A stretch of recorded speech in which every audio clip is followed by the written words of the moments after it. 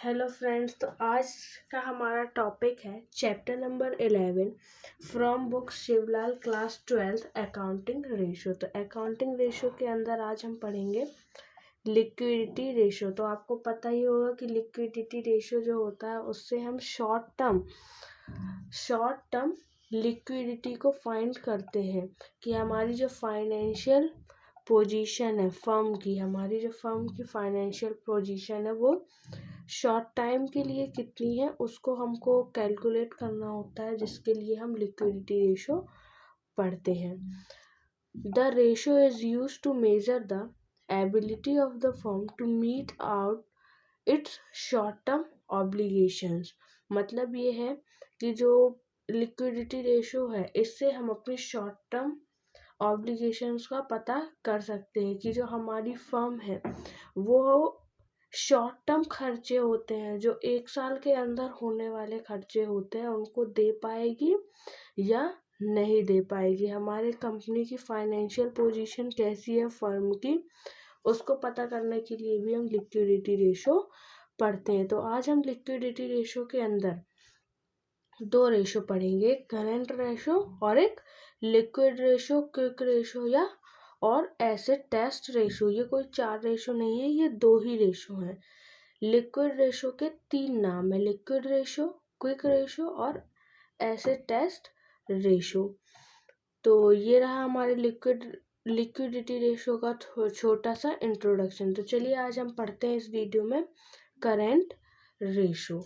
तो current ratio क्या होता है? करंट रेशो वो होता है जिसमें हम अपनी शॉर्ट टर्म लायबिलिटीज़ का पता लगाते हैं कि जो हमारी कंपनी है वो शॉर्ट टर्म लायबिलिटीज़ दे पाएगी या नहीं दे पाएगी। Current ratio is use to measure the efficiency of the firm to pay off its short-term liabilities. This ratio establishes the relationship between current assets and current liabilities. Current ratio से हम current assets और current liabilities के बीच का relationship ढूंढ सकते हैं।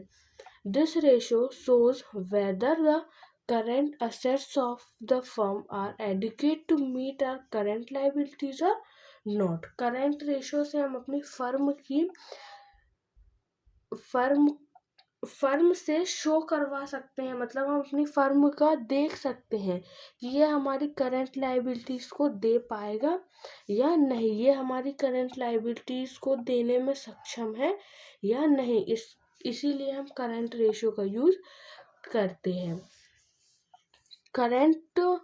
Current ratio पढ़ने से पहले हमें ये पता होना चाहिए कि करंट असेट्स और करंट लायबिलिटीज़ होती क्या है। तो करंट असेट्स और करंट लायबिलिटीज़ के लिए आपको एक वीडियो मिल जाएगी। तो आज हम करंट रेशो के बारे में ही बात करेंगे। सबसे बड़ी बात यह है कि करंट रेशो में जो करंट असेट्स होता है, जो हमारा सीए है करंट असेट्स, उसको हम 1 साल में कैश में कन्वर्ट कर सकते हैं। मतलब जो सीए होता है करंट असेट्स, उसको हम 1 साल के अंदर कैश में कन्वर्ट कर सकते हैं। Current assets are those assets which can be converted into cash within 1 year. और करंट लायबिलिटीज वो लायबिलिटीज हैं जिनको हम 1 साल के अंदर पे कर सकते हैं। 1 ईयर कितने साल के अंदर पे करेंगे? करंट लायबिलिटीज को हम 1 ईयर के अंदर पे करेंगे। करंट असेट्स इंक्लूड्स स्टॉक, ये हम आपको नेक्स्ट वीडियो में बताएंगे। और जो करंट रेशो है इसका स्टैंडर्ड, करंट रेशो का स्टैंडर्ड बोलो या आइडल बोलो, करंट रेशो का आइडल और स्टैंडर्ड 2:1 होता है। मतलब अगर किसी भी आंसर में 2:1 आएगा तो हमें ये पता चल जाएगा कि ये करंट रेशो है। अगर मान लीजिए कोई भी क्वेश्चन आया, उसका रेशो 1:1 आया और दूसरे क्वेश्चन का रेशो आया 2:1, तो हमें ये पता चल गया कि ये करंट रेशो नहीं है, ये है हमारा करंट रेशो। तो ये इसका क्या होता है, स्टैंडर्ड होता है, जिससे हमें पता लगता है कि करंट रेशो है या नहीं। तो अगर जैसे आपके पास मल्टीपल चॉइस क्वेश्चन में आ जाए कि करंट रेशो फाइंड कीजिए, तो आपका अगर रेशो आ रहा है 2:1, जैसे आपको रेशोज में दिया रहेगा, तो अगर आपका 2:1 आ रहा है तो आप इसको कर देंगे करंट रेशो, सिंपल रेशो। और जो हमारे if current ratio is high then the creditors of the firm are fully secured। अगर हमारे करंट रेशो के creditors, if the current ratio is high, अगर करंट रेशो ज़्यादा है, करंट रेशो ज़्यादा है, तो हमारे जो फर्म के क्रेडिटर्स होंगे, जो हमारे फर्म के क्रेडिटर्स होंगे वो सिक्योर रहेंगे, मतलब सेफ रहेंगे, उनको अपनी जो पेमेंट है वो टाइम पर मिल जाएगी। However, if it is very high, then this position is not good because it shows over investment in current assets which may be idle। अगर ये बहुत ज़्यादा हाई हो जाएंगे तो ये हमारे लिए प्रॉब्लम कर सकते हैं। तो चलिए, ये थी करंट रेशो के बारे में थ्योरी। आज हम करेंगे इसके क्वेश्चंस। इसी वीडियो में मैं इसके क्वेश्चंस भी करवा दी हूँ, तो मैंने कुछ अलग से क्वेश्चंस नहीं लिए हैं, इसी में जो क्वेश्चंस गिवन है उन्हीं के हम सॉल्यूशन करेंगे। Calculate current ratio from the given data. Calculate current ratio from the given data. Bank overdraft 20,000, cash rupees 15,000, outstanding expenses rupees 10,000, accrued income 5,000, stock 5,000, prepaid expenses।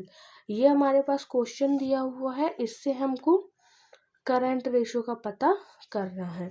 Current ratio पता करने से पहले मैं आपको इसका फॉर्मूला भी बता देती हूँ।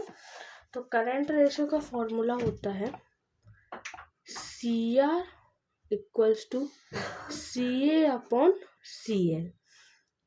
करंट रेशो का फॉर्मूला होता है current assets upon current liabilities. ये है हमारा करंट रेशो का formula, CA upon CR is equals to CA upon CL। अब हम करते हैं क्वेश्चन। तो हमारा पहला क्वेश्चन, जिसके लिए हमारे पास सबसे पहले दिया हुआ bank overdraft, cash, outstanding expense, accrued income, stock, prepaid expense. तो इसमें से हमें सबसे पहले निकालना पड़ेगा CA, करंट असेट्स। तो करंट असेट्स में क्या क्या आएगा, करंट असेट्स में आएगा कैश प्लस accrued income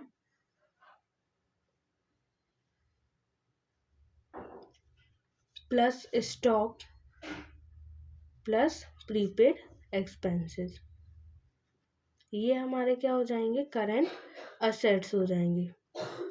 तो इनके अमाउंट है, कैश है हमारा 15,000, accrued इनकम है हमारा 5,000, स्टॉक है 5,000 और प्रीपेड एक्सपेंस भी है 5,000 के। तो ये हो जाएगा 15 और 520 और 525 और 530। तो हमारे करंट एसेट्स आ जाएंगे 30,000 के। इसी के बाद हमें निकालना है करंट लायबिलिटीज। तो करंट लायबिलिटीज में आएगा bank overdraft plus outstanding expenses.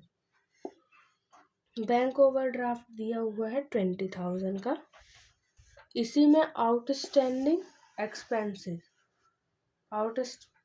Expenses दिए हुए हैं 10,000 के। तो ये आ जाएगा 30,000।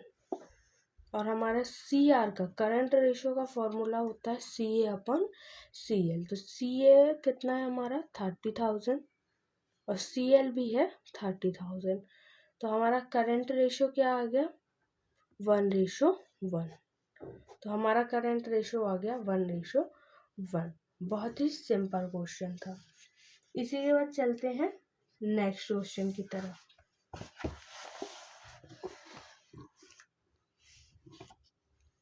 Calculate current ratio from the following information. Inventory 50,000, trade receivable 50,000, cash and cash equivalents 30,000, trade payables 1,10,000। तो ये हमारे पास क्वेश्चन दिया हुआ है, इसमें से हमें करंट रेशियो निकालना है। मतलब हमें करंट असेट्स और करंट लाइबिलिटीज़ पहले निकालनी पड़ेगी। और इन्वेंट्री जो होता है उसको हम सिंपल लैंग्वेज में स्टॉक कहते हैं। चलिए करते हैं क्वेश्चन। तो ये है हमारा क्वेश्चन नंबर 2, जिसमें हम सबसे पहले निकालेंगे करंट असेट्स।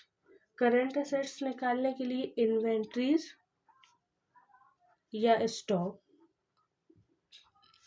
फिर प्लस करेंगे trade receivables, cash and cash equivalents, cash and cash equivalents. अब रख देते हैं अमाउंट। तो इन्वेंट्रीज है हमारी 50,000 की, ट्रेड पेबल भी है 50,000 का, और कैश इक्विवेलेंट है 30,000 की। तो ये आ जाएगा 1,30,000। अब निकालते हैं करेंट लाइबिलिटीज। तो करेंट लाइबिलिटीज है हमारे, करेंट लाइबिलिटीज के लिए हमारे पास बचा है सिर्फ ट्रेड पेबल। तो ट्रेड पेबल है 1,10,000 का। तो इससे हम निकाल लेंगे करेंट असेट्स और करेंट रेशियो। तो करेंट रेशियो का फॉर्मूला है CA/CL। तो CA कितना दिया हुआ है हमारे पास 1,30,000। तो 1,30,000 अपॉन 1,10,000। ये 4 जीरो से ये 4 जीरो गए और इसका रेशियो निकल के आएगा 1.182:1। ये आ जाएगा इसका रेशियो। तो हमारा करंट रेशियो निकल के आ चुका है। दूसरा क्वेश्चन में बहुत ही सिंपल था। अब कर लेते हैं तीसरा क्वेश्चन, तीसरा और लास्ट क्वेश्चन। तो तीसरा क्वेश्चन है calculate the current ratio from the following information. Total assets है हमारे पास 3 लाख की, करंट नॉन करंट लाइबिलिटीज है 18,000 की, शेयर होल्डर्स फंड है 2 लाख का, नॉन करंट एसेट्स है, नॉन करंट एसेट्स और फिक्स्ड एसेट्स एक ही है 1 लाख का, नॉन करंट इन्वेस्टमेंट है 1,20,000 की। तो चलिए कर लेते हैं क्वेश्चन। क्वेश्चन बहुत ही सिंपल है। इसमें भी हमें सबसे पहले करंट असेट्स निकालना पड़ेगा और करंट लाइबिलिटीज निकालना पड़ेगा, लेकिन इसमें हमें थोड़ा सा अलग तरीके से करना पड़ेगा। वो कैसे, देखिए। क्वेश्चन नंबर 3, सबसे पहले हम निकालेंगे करंट असेट्स, लेकिन करंट असेट्स हमारे पास दिए नहीं हुए हैं, तो हम लगाएंगे यहाँ पे टोटल एसेट्स का फॉर्मूला। तो टोटल एसेट्स का फॉर्मूला होता है नॉन करंट असेट्स या fixed assets plus current assets. तो हमारे पास करंट असेट्स नहीं है, हमारे पास टोटल एसेट्स और फिक्स्ड असेट्स है। तो टोटल असेट्स का अमाउंट है 3 लाख, फिक्स्ड असेट्स का अमाउंट है 2,20,000 और करंट असेट्स को हम ऐसा ही छोड़ देंगे। इसके बाद इस 2,20,000 को हम यहाँ ट्रांसफ़र करेंगे, तो हमारा 3 लाख को आप यहाँ ट्रांसफ़र कर दीजिए और करंट असेट्स को यहाँ कर दीजिए, चाहे 2,20,000 को यहाँ करिए, आपका आंसर सेम ही आएगा। तो ये आ जाएगा CA equals to 3 lakh minus 2,20,000। तो जब ये आप माइनस करेंगे तो आपका CA जो है आपका करंट असेट्स आ जाएगा 80,000 का। करंट एसेट्स कितने का आ गया 80,000 का। इसी तरह से हमें CL भी निकालना पड़ेगा। तो CL के लिए हमारे पास फॉर्मूला है टोटल असेट्स इक्वल टू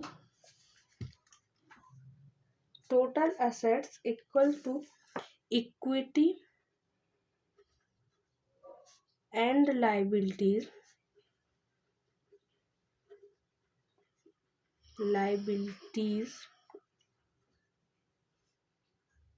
और टोटल एसेट्स का फॉर्मूला है इक्विटी एंड लायबिलिटीज, या तो फिर दूसरा भी फॉर्मूला है जो कि है share holders fund plus non current liabilities plus current liabilities.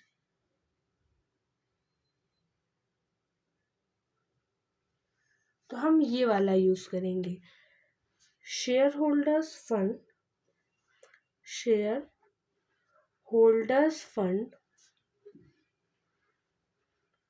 Plus non current liabilities plus current liabilities, non current liabilities plus liabilities. तो हमारे पास यहाँ शेयर होल्डर फंड दिया हुआ है 2 लाख का। ये जो इतना मैंने ये बोला है ना, यहाँ से लेकर के यहाँ तक, इसको इक्विटी एंड लायबिलिटीज कहते हैं। इधर से ये share holders fund plus non current liabilities plus current liabilities, तो इसको क्या बोलते हैं इक्विटी एंड लायबिलिटीज। तो शेयर होल्डर्स फंड है हमारा 2 लाख का, NCL है हमारा शेयर होल्डर्स फंड है 2 लाख का, NCL है हमारा 80,000 का, और टोटल एसेट्स है हमारे पास 3 लाख का, और हमें करंट लायबिलिटीज निकालना है। जब हम इन दोनों अमाउंट को यहाँ ट्रांसफर करेंगे तो हमारा जो CL है वो आ जाएगा, तो हमारा जो CL है वो आ जाइए 80,000 है, मैंने 80 लाख लिख दिया, तो ये आ जाएगा 2,80,000। तो 3 लाख में से 2,80,000 चले जाएंगे तो हमारा जो CL है वो आ जाएगा 20,000 का। तो करंट लायबिलिटीज हो जाएंगी हमारी 20,000 की। तो हमने करंट एसेट्स भी निकाल लिया और करंट लायबिलिटीज भी निकाल लिया। अब हम लगाएंगे CR का फॉर्मूला, करंट रेशो का फॉर्मूला। तो करंट रेशो का फॉर्मूला होता है CA/CL। तो करंट एसेट्स है हमारे पास 80,000 की, करंट लायबिलिटीज है 20,000 की, तो इसका जो रेशो आ जाएगा वो आ जाएगा 4:1। ये निकल गया हमारा करंट रेशो। तो आपने देखा कि ये जो रेशोज है करंट रेशो, ये बहुत ही इजी है। तो आई होप कि आपको सारे क्वेश्चंस और थ्योरी इसकी समझ में आई होगी। अगर वीडियो अच्छी लगी तो लाइक करें, चैनल पे बने रहने के लिए चैनल को सब्सक्राइब करें। आपको क्विक रेशो के लिए नेक्स्ट वीडियो मिल जाएगी। तो ऐसे ही वीडियोस देखते रहिए। मिलते हैं नेक्स्ट वीडियो में।